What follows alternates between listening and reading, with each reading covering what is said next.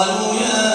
أبانا ما نبغي هذه بضاعتنا ردت إلينا ونمير أهلنا ونحفظ أخانا ونزداد كيل بعير ذلك كيل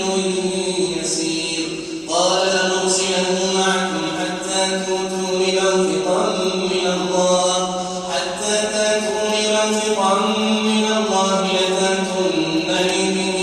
إلا أن يحاط بكم فلما آتوه موثقهم قال الله على ما نقول وكيل وقال يا بني لا تدخلوا من باب واحد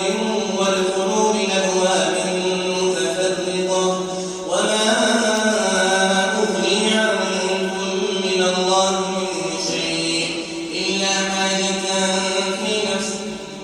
إن الحكم إلا لله عليه توكلت وعليه فليتوكل المتوكلون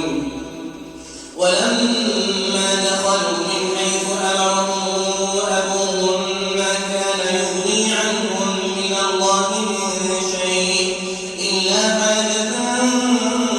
في نفس يعقوب قضاها وإنه لذو علم لما علمناه ولكن أكثر الناس لا يعلمون ولما دخلوا على يوسف آوى إليه أخاه قال إني أنا